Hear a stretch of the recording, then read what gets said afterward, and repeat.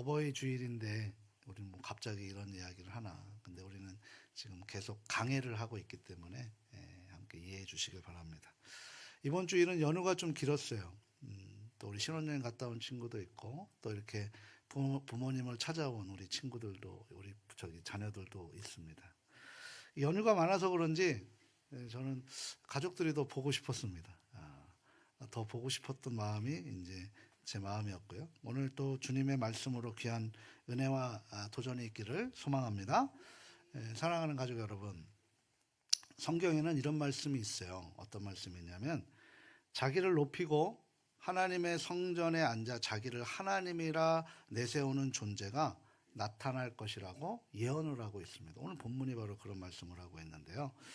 이것은 뭐예요? 바로 적그리스도에 대한 예언입니다. 그러니까 미혹의 시대라고 살아갈 수 있는데, 그런데 두려워할 필요는 없어요. 왜냐하면 이것은 주님 이 땅에서 부활하시고 난 이후서부터 주님 다시 오시는 그날까지는 계속 이어져 가야 되는 그런 여정이기 때문인 줄 믿습니다.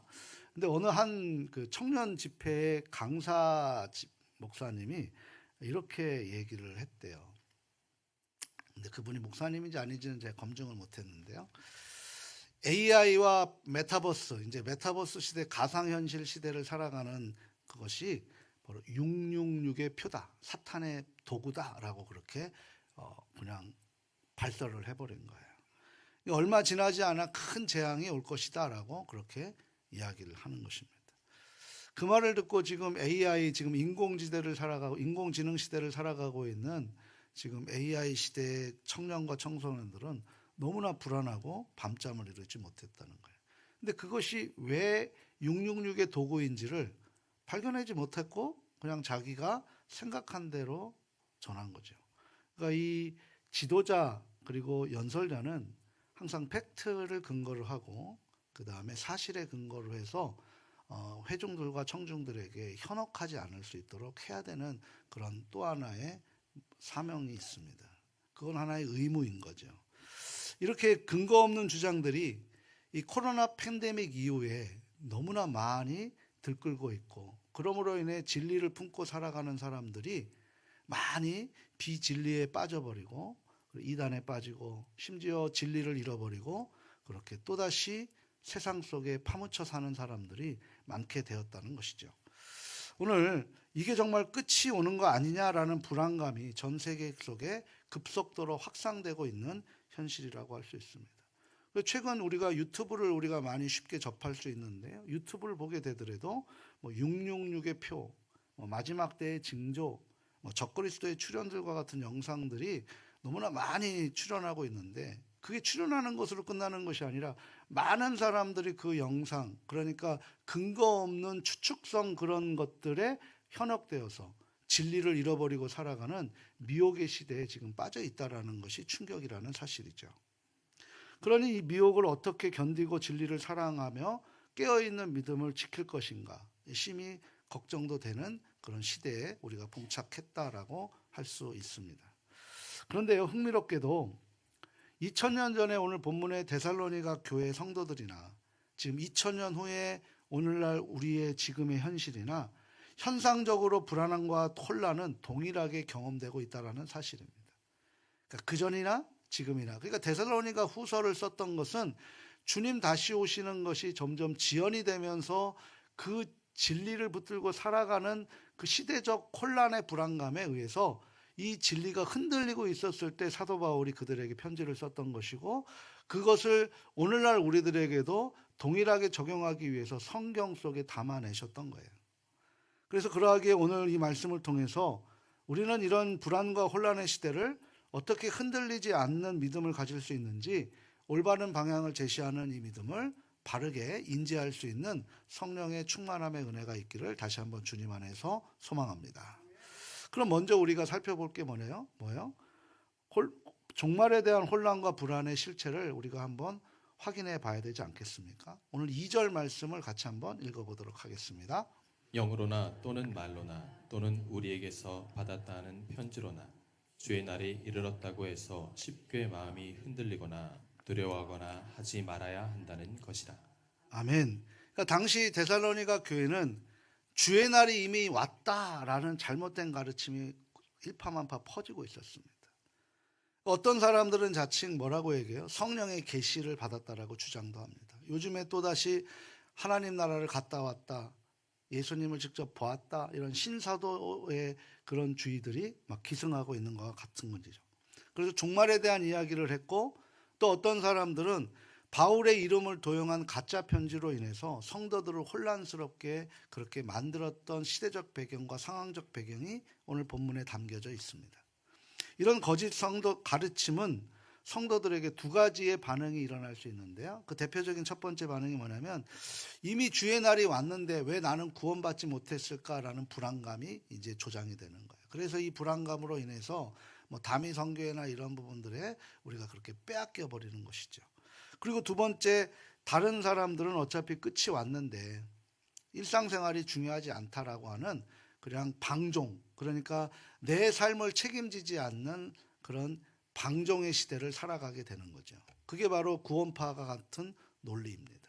구원받은 사람들인데 뭐 이미 주님 오셨는데 라고 하는 그런 모습들이 그 당시에서 있었던 거예요. 그래서 사도 바울은 이전 서신인 데살로니가 전서 4장 11절에 이렇게 말씀을 해요. 강하게 권면을 했죠.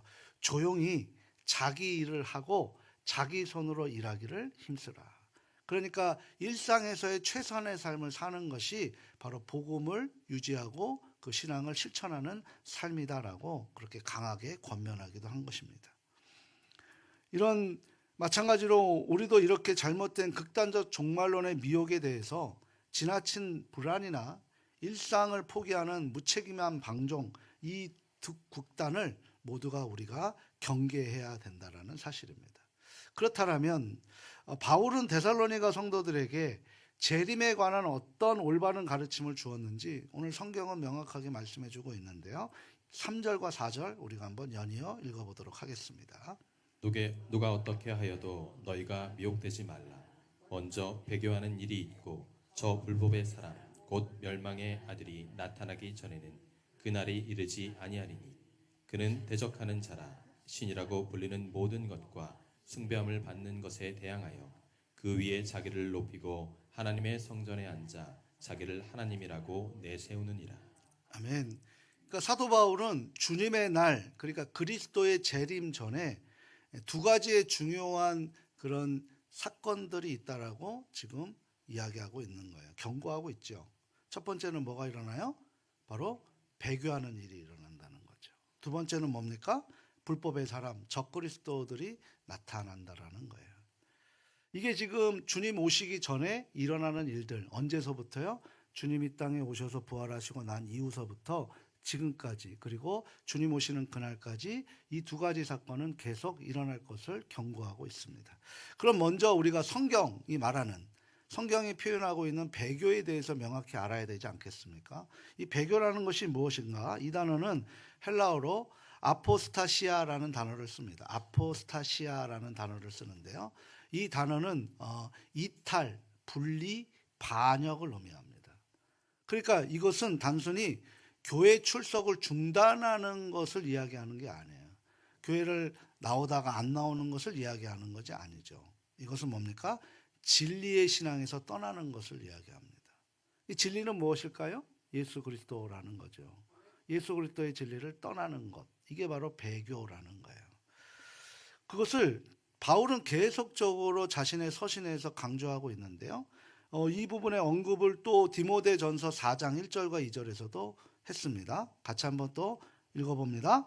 그러나 성령이 밝히 말씀하시기를 후일에 어떤 사람들이 믿음에서 떠나 미혹하는 영과 귀신의 가르침을 따르리라 하셨으니 자기 양심이 화인을 맞아서 외식함으로 거짓말하는 자들이라.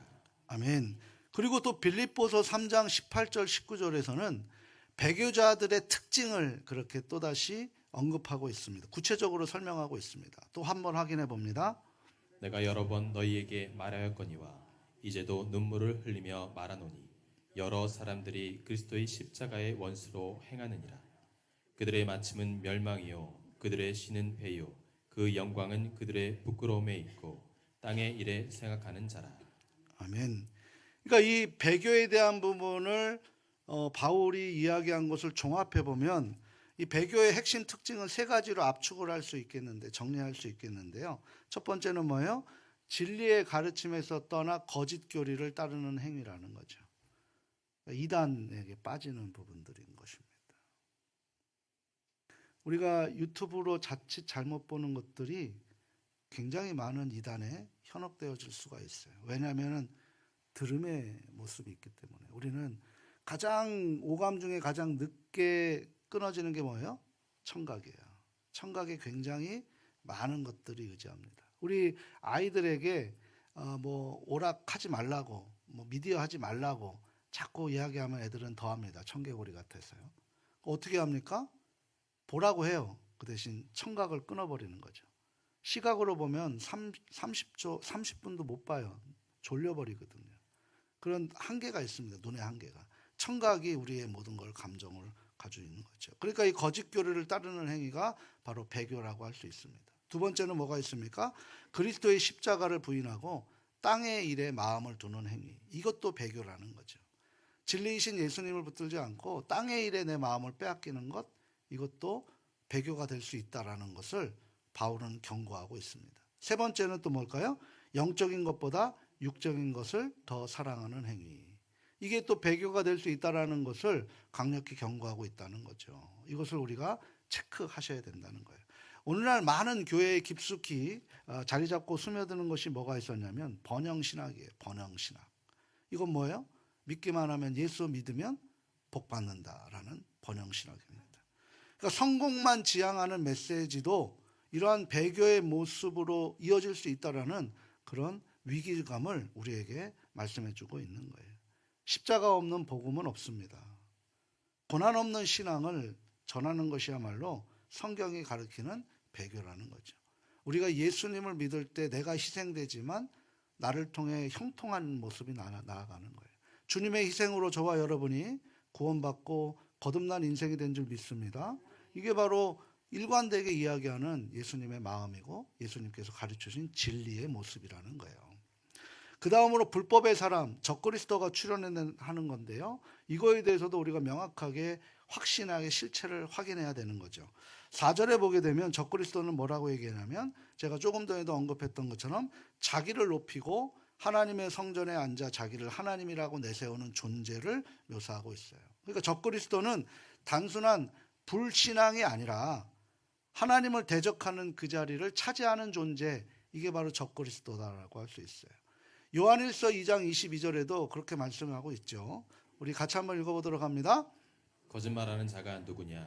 예수께서 그리스도의심을 부인하는 자가 아니냐? 아버지와 아들을 부인하는 그가 적 그리스도니.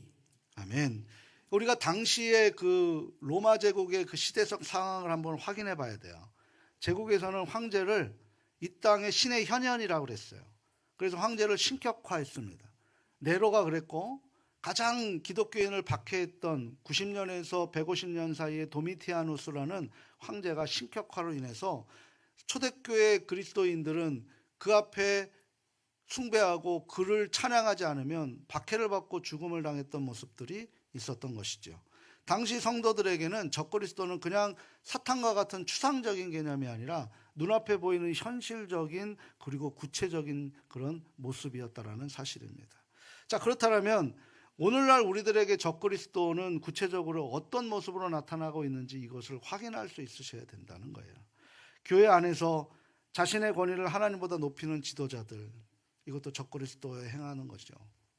성경의 권위를 자신의 경험이나 계시로 대체하는 태도, 이것도 적그리스도가 될 수 있다는 거예요. 하나님의 걸림돌이 될 수 있다는 거죠. 목회자가 하나님 말씀보다 자신의 말을 우선적으로 한다. 그게 가톨릭의 그 타락의 원흉이었지 않습니까?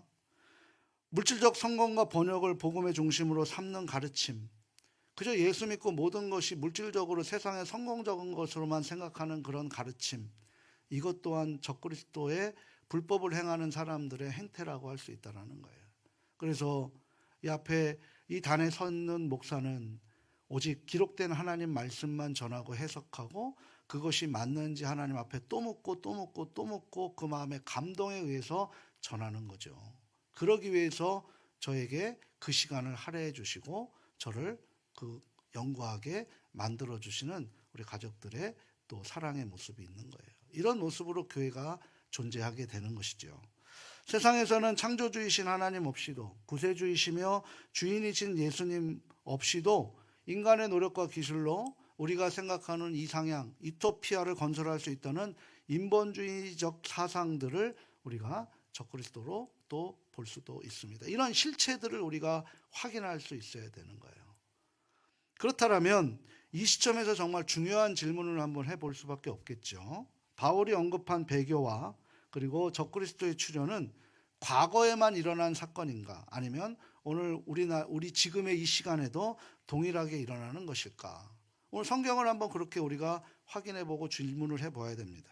오늘 이 부분에 대해서 본문 7절에서 아주 흥미롭게 관점을 제시해주고 있는데요. 우리 7절 말씀 같이 한번 읽어보도록 합니다. 불법의 비밀이 이미 활동하였으나 지금은 그것을 막는 자가 있어 그 중에서 옮겨질 때까지 하리라. 아멘. 우리 한 구절만 더 봅니다. 요한일서 2장 18절 말씀도 함께 또 봅니다. 적그리스도가 오리라는 말을 너희가 들은 것과 같이 지금도 많은 적그리스도가 일어났으니 그러므로 우리가 마지막 때인 줄 아노라. 아멘. 지금도 많은 적그리스도가 일어나나니. 우리 7절에 보게 되면 7절 말씀 한 번만 좀 더 띄워주세요. 7절 말씀에 보게 되면 그것을 막는 자가 있다라고 그래요. 그것을 막는 자. 이 막는 자가 누구일까요? 불법의 비밀이 이미 활동하였으나 지금은 그것을 막는 자가 있어라는 거죠. 그 막는 자가 누구입니까? 많은 신학자들이 이분을 성령님으로 해석하고 있는 거죠. 그래서 우리가 성령의 능력으로 우리의 위기를 넘어서 부흥과 회복으로 나아갈 수 있게 되는 거죠. 성령님께서는 이런 적그리스도의 세력을 완전하게 드러나지 못하게 막고 있는 거죠. 동시에 교회를 통해서 복음이 온 세상에 전파될 수 있도록 인도하시는 거죠.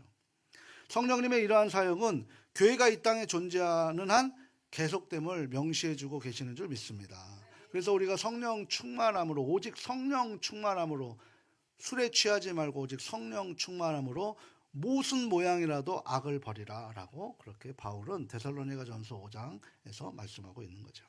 이 부분에 대해서 성령이 올바로 전하는 종말론의 신학적 개념은 이제 두 가지가 있는 거죠. already, 이미라는 거예요. 이미 예수님이 이 땅에 오신 줄 믿습니다. 그리고 뭐예요? and but yet이라는 거예요. 뭐예요? 아직 다시 오실 주님을 우리가 기다리고 있는 거예요. 이 사이에 우리가 지금 있다는 거예요. 그러니까 예수님의 초림은 하나님 나라가 이미 시작된 것을 선포한 거죠. 그래서 구약의 제사장 나라가, 보이지 않는 제사장 나라가 예수님을 통해 하나님 나라로 구현이 되는 거예요. 그래서 지금은 하나님 나라의 확장을 나가는 거죠. 제사장 나라는 이미 끝났습니다. 예수님을 통해서 끝났고 이제는 그 토대를 통해서 하나님 나라로 우리가 쓰임받는 그런 일꾼이 되는 것인 줄 믿습니다. 그런데 아직 하나님 나라는 완성되지 않았다라는 거예요.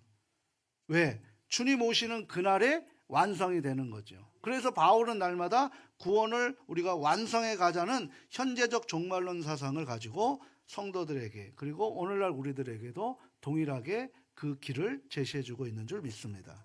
그럼 이것이 구원의 양이라면 의미라는 것도 있지 않겠습니까? 이 땅에 하나님이 세상을 창조하신 다음에 사탄을 통해 우리가 그 선택을 함으로써 하나님 나라가 아니라 내 나라를 만들어가는 그런 인간의 역사를 만들어 갔잖아요. 그러면 적그리스도의 세력도 이미 활동하고 있는 것이지만 최종적인 적그리스도의 출현과 실파는 아직 미래의 일임을 동시에 보여주고 있는 거예요. 그것을 지금 성령께서 맡고 계신다라고 하는 거죠. 그러면 성령의 충만함을 받아야만 되는 것 아니겠습니까?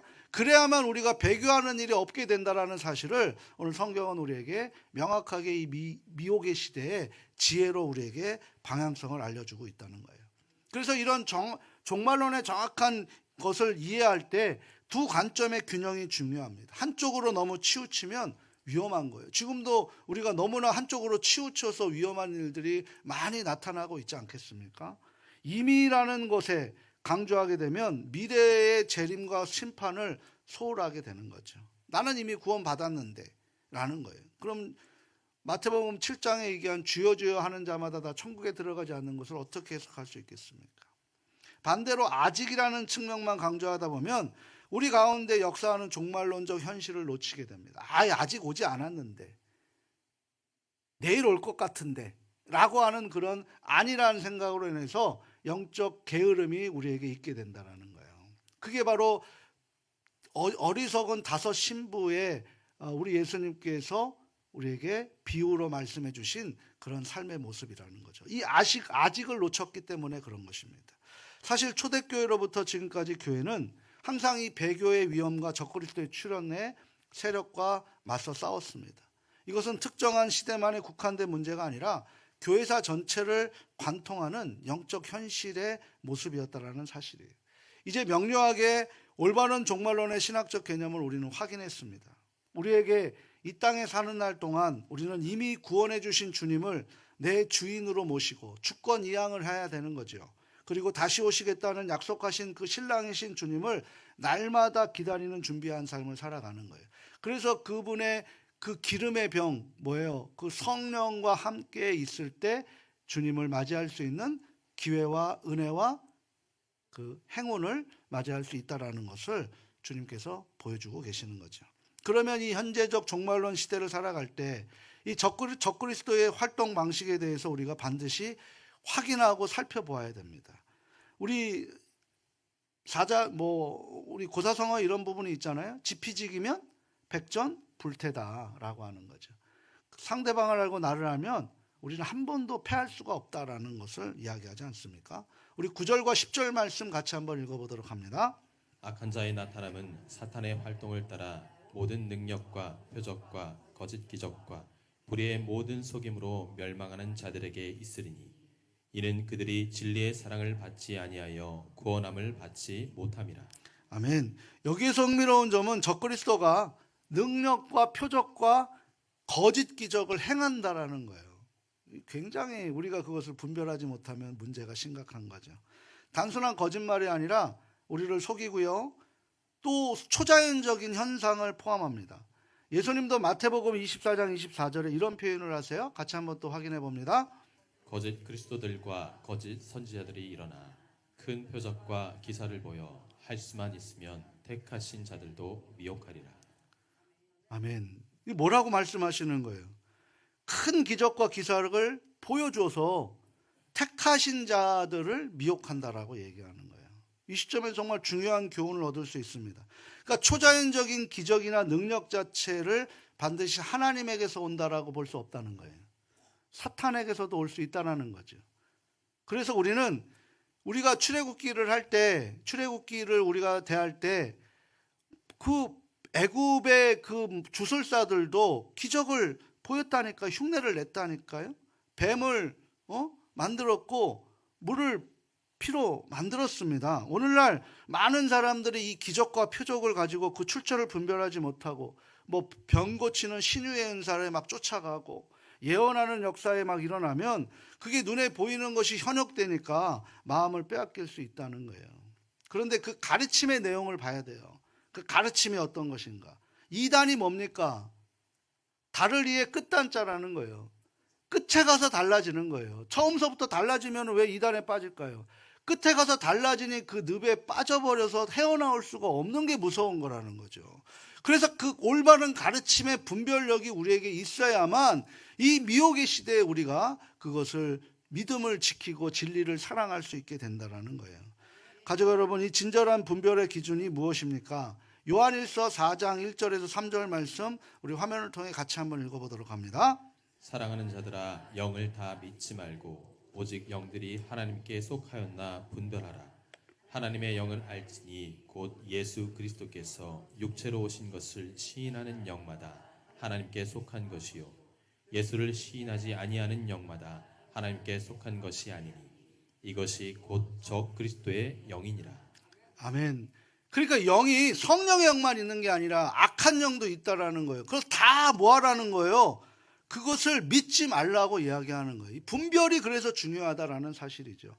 가장 중요한 깨달음입니다. 우리가 정말 10년, 20년 평생을 잘 믿다가 마지막에 진짜 잘못해서 이단에 빠져버려서 인생을 망쳐버리면 그게 무슨 의미가 있겠냐는 거예요. 저와 여러분은 그 진리를 수호해야 할 이 시대의 사명자이신 줄 믿습니다. 그것이 우리의 교회의 역할이라는 거예요. 10절을 다시 한번 주목해 보시길 바랍니다. 그들이 진리의 사랑을 받지 아니하여 구원함을 받지 못함이라 라는 거예요. 그럼 미혹에 빠지는 핵심 원리가 뭡니까? 진리를 사랑하지 않기 때문인 거예요. 세상을 사랑하기 때문이에요. 나를 사랑하기 때문인 거예요. 내 계획을 사랑하기 때문인 거예요. 진리이신 예수님을 사랑하지 않으면 이렇게 미혹에 빠져서 적그리스도를 분별하지 못하고 배교하는 일에 일어나게 될 수 있다는 사실입니다. 어떻게 우리를 살리셨습니까? 어떻게 우리에게 어떤 희생을 주셔서 우리를 이 자리에 이곳에 구원을 받은 그리스도인으로 하나님의 자녀로 우리를 택하셨냐라는 거예요. 사랑하는 가족 여러분, 오늘 이것이 말씀의 핵심입니다. 우리는 단순히 진리를 아는 것으로 부족합니다. 그 진리를 사랑해야 됩니다. 사랑하는 것은 지키는 거예요. 사랑하는 것은 하가 날마다 묵상하는 것에 기쁨이 있는 거지요. 바로 성경 지식은 있지만 이 진리를 진정으로 사랑하지 않는다는 거예요. 진리가 때로는 불편할 수 있습니다. 이 불편함 때문에 쉽게 진리를 타협하게 합니다. 성경의 가르침보다 나의 감정과 나의 편의, 나의 선호를 우선시할 수밖에 없다는 것이죠. 오늘 11절과 12절 말씀 우리 한 번 더 읽어보도록 합니다. 이러므로 하나님이 미혹의 역사를 그들에게 보내사 거짓 것을 믿게 하시며 진리를 믿지 않고 불의를 좋아하는 모든 자들로 하여금 심판을 받게 하려 하심이라. 저는 이 구절이 너무 충격적이었어요. 하나님께서 미혹의 역사를 지금 보내신다라는 거 하는 거예요. 뭘 의미하는 것일까요? 하나님의 주권적 심판이라는 거예요. 로마서 1장에 보게 되면 바울은 하나님께서 세상의 사람들이 진리를 거부할 때 어떻게 하셨냐면 그들의 마음을 정욕대로 더러움에 어떻게 했다는 거예요? 내버려 두셨다라고 24절, 26절, 28절에 연이어 3번이나 반복해서 말하고 있습니다. 하나님께서 악을 직접 만드신 것이 아니라 그 악을 우리가 선택한 거예요. 그 미혹의 영에 빠져서 선택한 것입니다. 하나님이 먹지 말라는 선악을 알게 하는 나무의 열매를 내가 하나님처럼 되고 싶은 그 탐욕에 의해서 내가 선택해버린 거예요. 이게 뭐예요? 자유의지의 결론이라는 거예요. 그거에 대한 책임은 우리가 반드시 져야 된다는 사실이죠. 그래서 우리가 진리 안에 머무는 것이 얼마나 중요한지를 다시 한번 깨닫게 해주시고 있는 거예요. 우리도 진리보다 세상적인 성공과 안락함을 더 사랑한다면 우리도 이렇게 미혹에 빠질 위험이 우리에게 농후하게 있다는 사실이에요. 이것을 지금 성경이 경고하고 있습니다. 저와 가족들에게 진실하게 그리고 간절하게 묻고 싶은 것이 있어요. 우리는 진리를 진정으로 사랑하십니까? 마음을 다하여 뜻을 다하여 목숨을 다하여 내 모든 것을 다하여 그 주님을 사랑하십니까? 진리가 우리의 편의와 충돌될 때 우리는 어느 쪽을 선택하십니까? 우리의 편의입니까? 진리입니까? 로마서 이사야 55장 8절과 9절의 말씀에 우리는 어디를 선택하시겠습니까? 내 생각입니까? 내 길입니까? 하나님의 길입니까? 하나님의 뜻입니까? 우리의 신앙은 감정이나 체험이 아니라 만고불변의 진리이신 십자가의 진리에 우리의 마음속에 뿌리 내려야 될 줄 믿습니다. 이런 질문을 하면 굉장히 불편함을 느낄 수도 있습니다. 그러나 이 불편함이 우리를 보호해 준다는 사실입니다. 거짓 정보와 미혹이 넘치는 이 시대에 우리를 지켜주고 우리를 붙들어 주시는 것은 진리를 사랑하는 마음뿐인 줄 다시 한번 마음속에서 인정하실 수 있기를 바랍니다. 그럼 이 종말론의 현실 속에서 교회와 성도는 어떤 역할을 해야 되는지 짧게 우리가 마지막으로 한번 나누며 이것이 삶으로 실천될 수 있기를 바랍니다. 첫 번째 우리 같이 한번 읽어보도록 합니다. 교회는 성경의 온전한 진리를 가르쳐야 하며 성도는 그 진리를 삶 속에서 그 가치를 추구하며 살아가야 합니다. 디모데후서 4장 3절과 4절 말씀이에요. 같이 한번 읽어봅니다. 때가 이르리니 사람이 바른 교훈을 받지 아니하며 귀가 가려져 자기의 사욕을 따를 스승을 많이 두고 또 그 귀를 진리에서 돌이켜 허탄한 이야기를 따르리라. 내가 듣기 좋은 것만 들으면 이렇게 된다는 거예요. 오늘 우리가 이 말씀을 가지고 내 삶에 어떤 의미가 있는지를 깊이 묵상하면서 일주일 동안 살아가는 새로운 깨달음으로 마음에 새기시길 소망합니다. 두 번째 한번 또 우리가 어떤 삶을 살아야 되는지 한번 볼까요? 교회는 영적 분별력을 키울 수 있도록 도와야 하며 성도는 그 분별력으로 진리를 소화하며 살아가야 합니다. 히브리서 5장 14절 말씀도 한번 읽어보도록 합니다. 단단한 음식은 장성한 자의 것이니 그들은 지각을 사용함으로 연단을 받아 선악을 분별하는 자들이니라. 아멘. 그러니까 장성한 자들이 단단한 음식이 장성한 자들의 것이래요. 그건 뭡니까? 다양한 영적 메시지가 넘쳐나는 시대에 올바른 분별력은 필수입니다. 다시 한번 말씀드립니다. 저와 여러분이 이 분별력을 잃어버리면 가정이 무너집니다. 내 주변의 삶의 자리가 무너지고 내가 구원해야 될 그 사람을 놓치게 된다는 사실 우리가 마음속에 깊이 새길 수 있기를 소망합니다. 세 번째 우리 또 한번 읽어봅니다. 교회는 서로를 돌보는 공동체가 되어야 하며 성도는 자기가 먼저 그 돌봄과 사랑의 실체가 되어야 합니다. 히브리서 10장 24절 25절 같이 함께 읽겠습니다. 서로 돌아보아 사랑과 선행을 격려하며 모이기를 피하는 어떤 사람들의 습관과 같이 하지 말고 오직 권하여 그날이 가까움을 볼수록 더욱 그리하자. 아멘. 그러니까 교회는 서로 돌보는 공동체가 돼야 되는 거예요. 근데요, 내가 먼저 돌보는 그런 주체가 되어야 된다는 거예요. 자꾸 사랑은 해야 되는 거지 받는 게 아니라는 거예요.